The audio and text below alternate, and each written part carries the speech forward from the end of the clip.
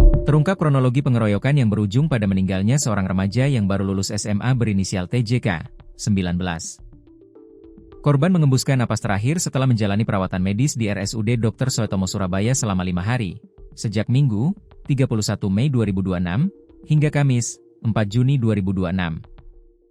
Berdasarkan informasi yang dihimpun, korban sempat berpamitan kepada keluarga untuk keluar rumah seorang diri menuju kawasan Jalan Manukan Mukti sekitar pukul 23 WIB pada Sabtu, 30 Mei 2026.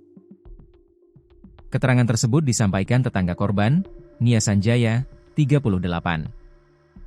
Ia mengaku memperoleh cerita dari tante korban yang merawat TJK sejak kecil. Nia menjelaskan, korban berjalan sendirian untuk membeli minuman kemasan di toko kelontong yang berada di depan gapura gang permukiman tempat tinggalnya. Namun, toko yang menjadi tujuan pertama korban ternyata sudah tutup. Korban kemudian berjalan menuju toko kelontong lain yang berada di dekat SMAN 11 Surabaya. Setelah membeli barang yang diinginkan, korban didatangi sekelompok remaja yang diduga berjumlah 4 orang. Mereka kemudian diduga melakukan pengeroyokan terhadap korban. Menurut informasi yang diterima keluarga, kelompok tersebut diduga belum puas menganiaya korban di lokasi pertama.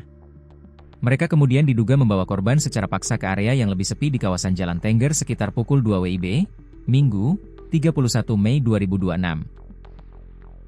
Setibanya di lokasi tersebut, korban kembali diduga menjadi sasaran pengeroyokan hingga tidak sadarkan diri.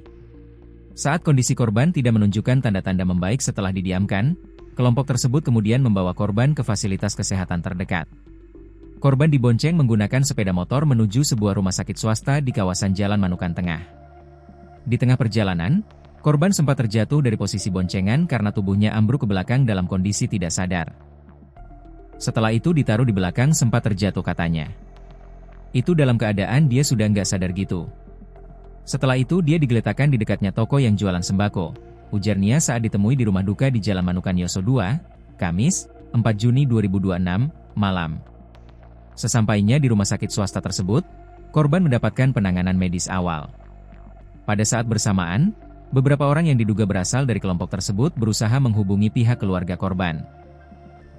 Namun, mereka tidak langsung menghubungi keluarga inti, melainkan teman-teman dekat korban yang tinggal bertetangga di Jalan Manukan Yoso 2. Nia mengatakan, pihak pertama yang mengetahui kondisi korban justru teman-teman korban yang tinggal di sekitar rumahnya. Setelah mengetahui kondisi korban mengkhawatirkan, salah seorang teman korban kemudian mendatangi rumah keluarga untuk memberitahu tante korban. Di situ setelah korbannya digeletakkan, ada salah satu temannya itu telepon ke temannya CNN, setelah itu dari situ dibawalah ke rumah sakit di rumah sakit itu, katanya.